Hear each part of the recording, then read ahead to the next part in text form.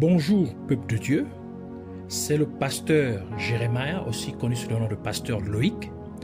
Nous voulons écouter la parole de Dieu pour la semaine, mais avant tout, nous voulons commencer par une parole de prière.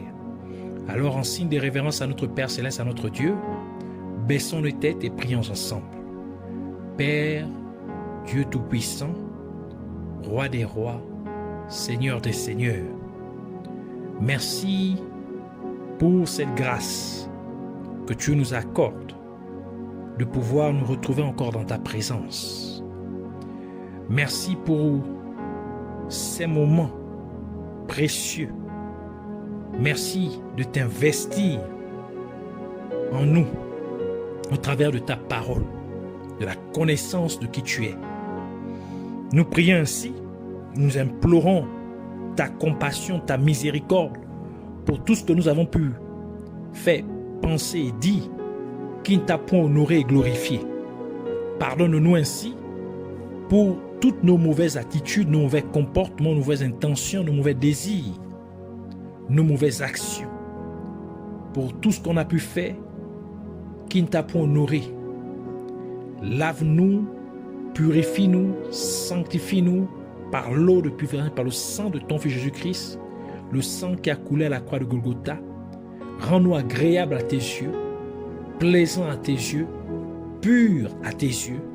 Sanctifie l'air, l'atmosphère, tout autour de nous et en nous, tout ce que nous utilisons pour pouvoir nous connecter à toi, que cela soit sanctifié et que tout ce qui ne glorifie point ton nom, tout ce qui s'oppose à la révélation de ta parole, soit neutralisé et renvoyé dans les gouffres de l'enfer au nom de Jésus-Christ. Nous libérons ainsi tout un chacun, toute influence maléfique au nom de Jésus-Christ. Que la gloire, l'honneur, la majesté te soient rendues. Au nom de Jésus, nous avons ainsi prié. Amen. Alors nous allons prendre nos passages principaux des Saintes Écritures dans le livre de Jean, chapitre 11, verset 11 et verset 32 à 37. Alors nous lisons la parole de Dieu dans le livre de Jean, chapitre 11, verset 11 et verset 32 à 37 au nom de Jésus-Christ. Après ces paroles, il leur dit, ici c'est Jésus qui parle maintenant, Lazare, notre ami, dort, mais je vais le réveiller. Verset 32 à 37. Lorsque Marie fut arrivée là où Jésus était, et qu'elle le vit, elle tomba à ses pieds et lui dit, Seigneur, si tu eusses été ici, mon frère ne serait pas mort. Jésus, la voyant pleurer, elle et les Juifs qui étaient venus avec elle, frémit en son esprit et fut tout ému. Et il dit, où l'avez-vous mis? Seigneur, lui répondirent-ils, viens et vois.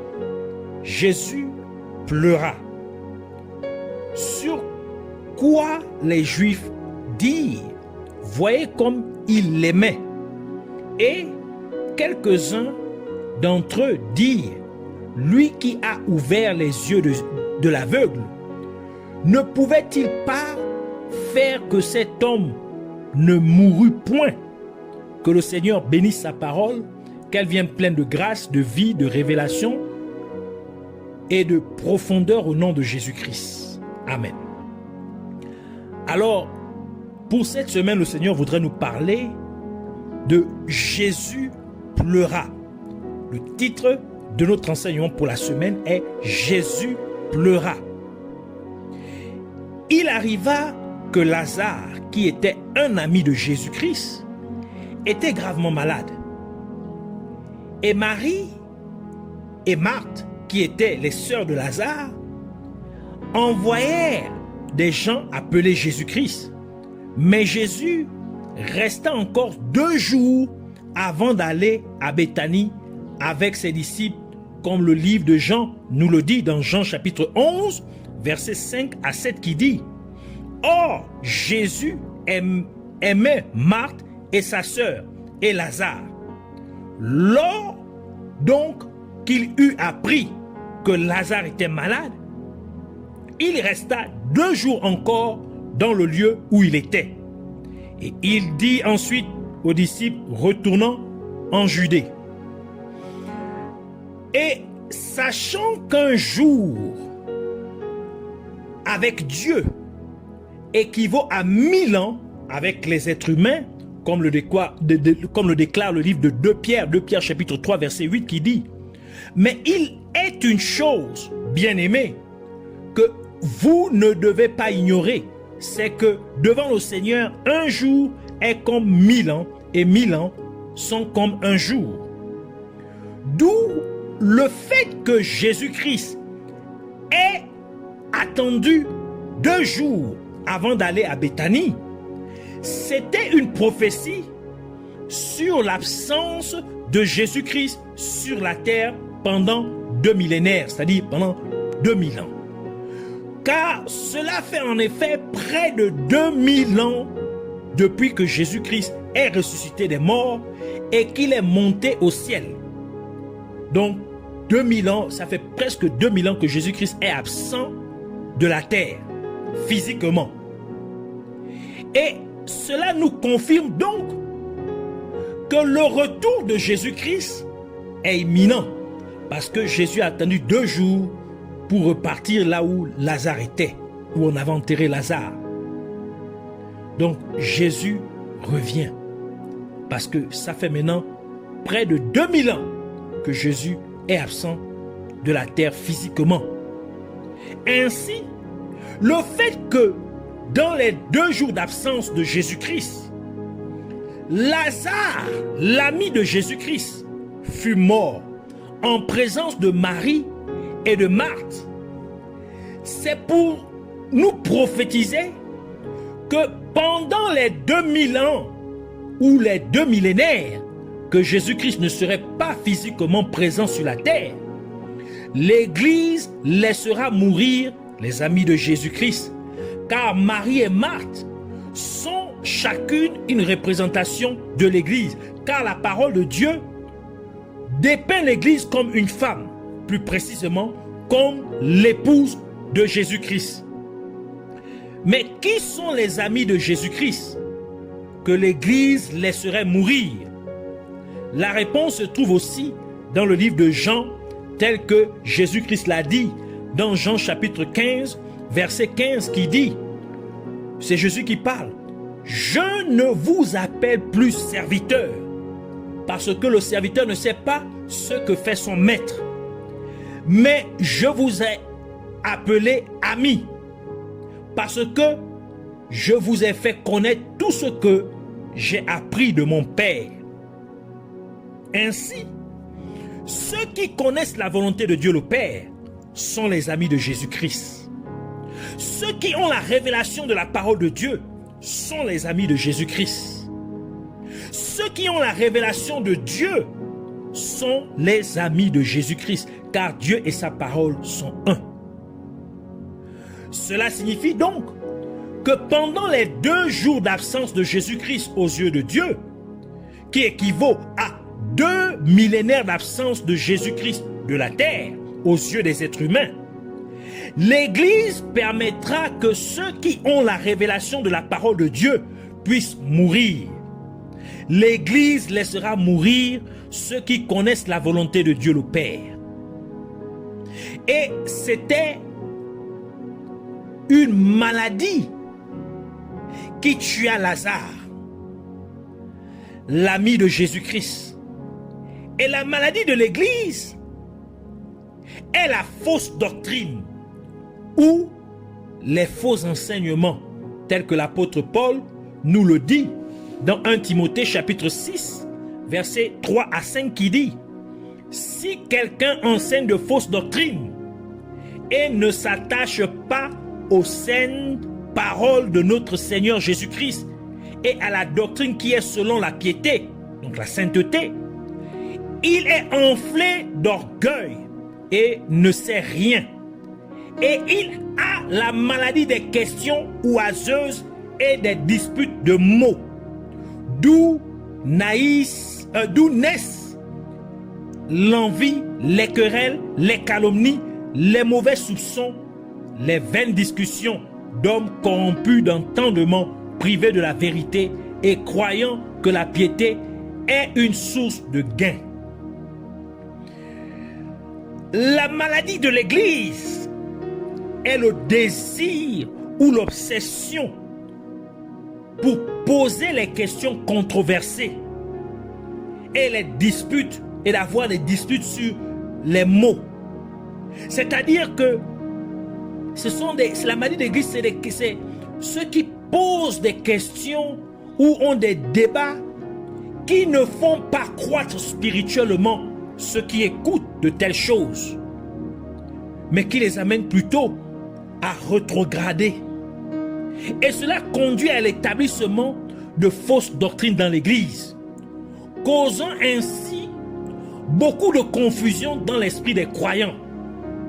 Et par conséquent, les croyants finissent par s'écarter de la vérité, de la parole de Dieu, car ils vivraient de manière contraire à la vraie parole de Dieu. En d'autres termes, les croyants finiraient par vivre dans le péché, pensant qu'ils sont dans la vérité. Par exemple, certaines personnes utilisent des versets bibliques pour justifier leur désir d'avoir plusieurs épouses.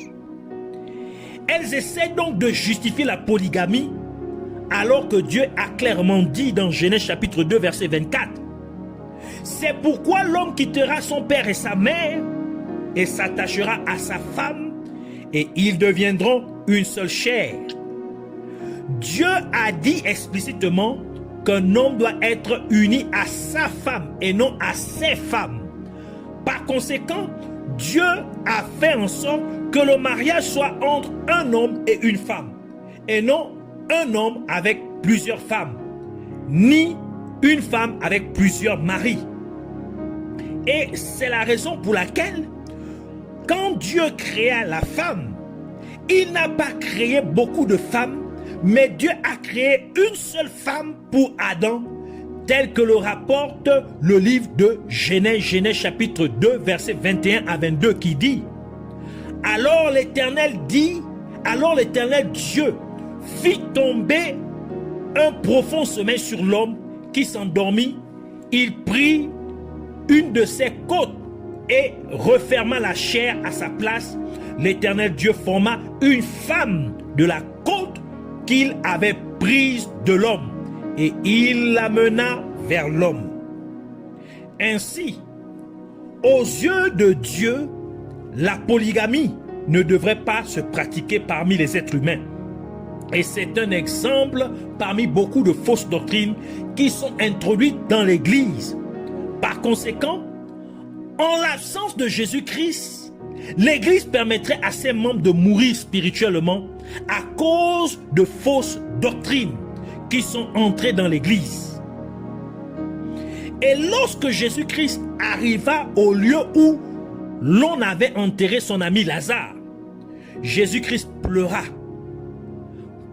Ainsi, Jésus-Christ a pleuré parce que dans ces 2000 ans d'absence, l'Église permettrait à ceux qui ont la révélation de la parole de Dieu de mourir. Jésus-Christ a pleuré parce que l'Église va laisser mourir ceux qui ont la révélation de la volonté de Dieu. L'Église enterrera donc ceux qui ont la révélation de la parole de Dieu. Cela implique que l'Église empêcherait ceux qui ont la révélation de la parole de Dieu d'opérer. Ils ne seraient pas autorisés à dispenser la révélation de la parole de Dieu. Et de la même manière que Jésus-Christ demanda à Marthe et à Marie où ils avaient enterré son ami Lazare, Jésus demandera aussi à l'Église où ils ont enterré ceux qui ont la révélation de la parole de Dieu. Mais il y a encore plus à comprendre sur les raisons pour lesquelles Jésus-Christ pleura lorsque Lazare, l'ami de Jésus-Christ, fut enseveli. On lui avait lié les mains et les pieds, et même son visage, comme le rapporte le livre de Jean, Jean chapitre 11, verset 43 à 44, qui dit: ayant dit cela, il cria d'une voix forte: Lazare, sort. Et le mort sortit, les pieds et les mains liés de bandes, et le visage enveloppé d'un linge. Jésus leur dit, déliez-le et laissez-le aller. Et la main est le symbole du pouvoir. De la même manière que quand un compétiteur remporte son combat, il lèverait les mains en signe de victoire. Le vainqueur lèverait les mains pour impliquer qu'il a eu le dessus sur son adversaire. Et c'est parce que la main représente la puissance que Jésus-Christ a déclaré que parmi les signes qui suivraient ceux qui croiraient en lui, qu'ils imposeraient les mains aux malades et que les malades guériraient. Donc, ils auront le dessus sur les maladies. C'est pourquoi il y a l'imposition des mains pour guérir, pour neutraliser les maladies, pour avoir le dessus, manifester notre puissance, notre pouvoir, notre supériorité sur les maladies. C'est pourquoi aussi, lorsque les gens reçoivent l'onction ou le baptême du Saint-Esprit, ça se transpose de fois aussi par l'imposition des mains. Parce que les mains représentent la puissance. Donc le baptême, c'est qui est un baptême de puissance, se manifeste au travers aussi de l'imposition des mains dans certains cas. Marc chapitre 16 verset 18, Jésus dit, ils saisiront des serpents, s'ils boivent quelques breuvages mortels, il ne leur fera point de mal. Ils imposeront les mains aux malades et les malades seront guéris. Ainsi, le fait que Lazare, l'ami de Jésus-Christ, était dans la tombe, les mains liées, est une prophétie qui dit que dans les 2000 ans d'absence de Jésus-Christ, de ne pas être physiquement sur la terre, l'Église laisserait ceux qui ont la révélation de la parole de Dieu perdre leur pouvoir sur le royaume des ténèbres. Par conséquent, Jésus-Christ a pleuré parce que l'Église permettrait au peuple de Dieu de perdre son pouvoir sur les forces des ténèbres. Et c'est la raison pour laquelle nous voyons beaucoup de chrétiens aujourd'hui qui ont peur des sorciers. Les chrétiens ont peur des démons. Alors que ça ne devrait pas être le cas. Parce que Dieu nous a donné le pouvoir sur les puissances des ténèbres, sur les forces des ténèbres, sur les démons. Et qui de plus? C'est le fait que Lazare, l'ami de Jésus-Christ, avait aussi les pieds liés, alors que la parole de Dieu nous révèle que les pieds représentent ceux qui ont le zèle pour prêcher la bonne nouvelle de l'évangile de Jésus-Christ. Ésaïe chapitre 52 verset 7 qui dit « Qui sont beaux sur les montagnes les pieds de celui qui apporte de bonnes nouvelles, qui publie la paix, de celui qui apporte de bonnes nouvelles, qui publie le salut, de celui qui dit à Sion, ton Dieu règne. » Éphésiens chapitre 6 verset 15 ajoute pour dire « Mettez pour chaussure à vos pieds le zèle que donne l'évangile de paix. » Donc le fait que Lazare ait eu les pieds liés, c'est pour nous dire que qu'en l'absence de Jésus-Christ, l'Église permettra que l'évangélisation cesse. En l'absence de Jésus-Christ, l'Église permettra aux croyants de perdre leur zèle à prêcher la bonne nouvelle de l'évangile de Jésus-Christ. Ainsi, Jésus-Christ a pleuré parce que dans les 2000 ans de son absence de la terre, l'Église permettra aux croyants d'arrêter de prêcher la bonne nouvelle du salut. Et Lazare aussi avait le visage couvert, alors que le roi David disait dans Psaume 119 verset 18 « Ouvre mes yeux pour que je contemple les merveilles de ta loi. » Le roi David a demandé à Dieu d'ouvrir ses yeux. Mais nous savons que David n'était pas aveugle, même jusqu'à sa mort en tant que vieil homme. Donc, en demandant à Dieu d'ouvrir ses yeux, le roi David demandait en fait à Dieu de lui donner la révélation de la loi de Dieu. David demandait à Dieu de lui donner la révélation de la parole de Dieu. Ainsi, les yeux symbolisent la révélation de la parole de Dieu. Donc, en couvrant le visage de Lazare, cela signifie que l'Église permettrait aux amis de Jésus de perdre la révélation de la parole de Dieu. L'Église laisserait ceux qui ont la révélation de la parole de Dieu perdre cette révélation de la parole de Dieu. Lorsque Samson perdit la vue, il finit par mourir avec les Philistins qu'il était censé avoir détruits. Mais parce que Samson perdit la vue, il fut détruit avec les Philistins. Ainsi, comme l'Église permettrait à ceux qui ont la révélation de la parole de Dieu de perdre cette révélation de la parole de Dieu, cela causerait donc la mort spirituelle de tels croyants. Et c'est la raison pour laquelle le livre de Proverbes dit, dans Proverbes 29, verset 18, « Quand il n'y a pas de révélation, le peuple est sans frein. » D'autres versions disent, « Le peuple périt. » Il dit, « Heureux s'il observe la loi. » Et Jésus-Christ a dit ce qui suit à ses disciples, et plus particulièrement à Philippe, dans Jean chapitre 14, verset 6 à 11, il dit, Jésus lui dit, « Je suis le chemin, la vérité et la vie. Nul ne vient au Père que par moi. Si vous me connaissiez, vous connaîtriez aussi mon Père. Et dès maintenant, vous le connaissez et vous l'avez vu. » Philippe lui dit, « Seigneur, montre-nous le Père, et cela nous suffit. » Jésus lui dit, « Il y a si longtemps que je suis avec vous, et tu ne m'as pas connu, Philippe. Celui qui m'a vu a vu le Père. Comment dis-tu, montre-nous le Père? Ne crois-tu pas que je suis dans le Père et que le Père est en moi? Les paroles que je vous dis, je ne les dis pas de moi-même. Et le Père qui demeure en moi, c'est lui qui fait les œuvres. Croyez-moi, je suis dans le Père et le Père est en moi. Croyez du moins à cause de ses œuvres. » Par ce passage des Saintes Écritures, Jésus-Christ disait en fait que ceux qui ont la révélation de la parole de Dieu connaissent le chemin qui mène au ciel. Ceux qui ont la révélation de la parole de Dieu savent et comprennent que Jésus-Christ est Dieu.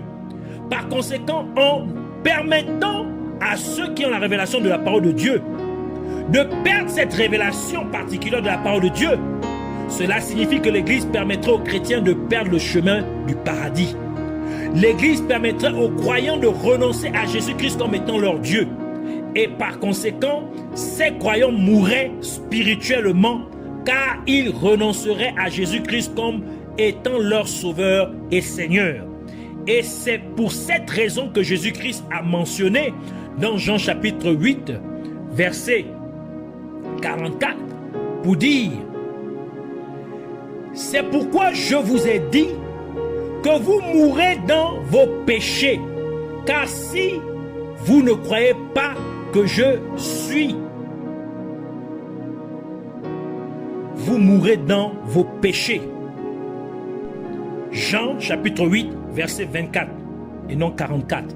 Je reprends, il dit, « C'est pourquoi je vous ai dit que vous mourrez dans vos péchés, car si vous ne croyez pas ce que je suis, vous mourrez dans vos péchés. » Par conséquent, comme l'Église permettrait aux chrétiens de renoncer à Jésus-Christ, les croyants reviendraient donc à mener une vie de péché. Et cela les ferait automatiquement mourir spirituellement. Car la conséquence du péché, c'est la mort. Le salaire du péché, c'est la mort, tel que le dit Romains chapitre 6, verset 23. Et c'est encore une autre raison pour laquelle Jésus-Christ a pleuré quand il vit Lazare enterré, les mains et les pieds liés avec des vêtements funéraires et le visage couvert d'un linge. Voici les raisons pour lesquelles Jésus-Christ pleura devant le tombeau de Lazare. Parce qu'il voyait les derniers temps. Il voyait comment l'Église agirait. Il voyait comment ses amis, ceux qui ont la révélation de sa parole, vont être empêchés de dispenser la révélation de sa parole, vont être empêchés, vont mourir spirituellement. Ils vont perdre le pouvoir que Dieu leur a donné sur les forces des ténèbres. Ils vont perdre la révélation de la parole de Dieu. Et ils vont perdre le zèle pour prêcher la bonne nouvelle. C'est pourquoi nous voulons prier pour dire, je te remercie Seigneur Jésus-Christ pour cette révélation sur la raison pour laquelle tu pleuras quand tu vins au tombeau de ton ami Lazare. Et je prie Père Céleste pour que tu aides ton Église à avoir la révélation de ta parole, mais surtout que nous ne perdions pas cette révélation. Fais-nous donc connaître le chemin du ciel, afin que nous fassions en sorte que beaucoup d'autres personnes s'embarquent sur ce chemin étroit vers le ciel, afin que nous puissions tous être là où tu es, au nom de Jésus-Christ. Par conséquent, je prie pour que nous ne te renoncions pas, Seigneur Jésus-Christ, afin que nous ne mourions pas dans nos péchés. Et encore, je te prie, Abba Père, afin que tu nous aides à ne pas perdre le pouvoir et l'autorité que tu nous as donné sur le royaume des ténèbres. Aide-nous à exercer cette autorité, ce pouvoir de manière adéquate, afin que nous régnions et ayons toujours le dessus sur toutes les puissances des ténèbres, imposant ainsi ta volonté sur la terre au nom de Jésus-Christ. Car tu as dit dans ta parole que nous sommes plus que vainqueurs par Jésus-Christ qui nous a aimés et qui a donné sa vie pour nous. Et je prie aussi, Abba Père, afin que tu nous aides à ne pas perdre notre zèle pour l'évangélisation, que nous ne cessions pas d'être zélés de prêcher aux gens la bonne nouvelle du salut. Par conséquent, alors que nous continuons à répondre cette bonne nouvelle du salut, puisses-tu faire en sorte que de nombreuses personnes soient sauvées à travers le monde entier au nom de Jésus-Christ. Père Céleste, tu t'appelles Jéhovah Rapha, le Dieu qui guérit. Puisses-tu, s'il te plaît, guérir ton Église de sa maladie de fausse doctrine. Puisses-tu guérir ton Église de sa maladie de faux enseignements. Guéris ton Église des questions oiseuses, des questions controversées, des disputes sur les mots. Ainsi que nous n'aspirions plus aux questions controversées et aux disputes de mots. Ainsi que nous nous écartions point de ta vraie parole au nom de Jésus-Christ. Merci parce que je crois vraiment que tu m'as exaucé, que ton nom précieux soit magnifié à jamais. Et puisses-tu recevoir toute la gloire et l'honneur au nom de Jésus-Christ. Amen.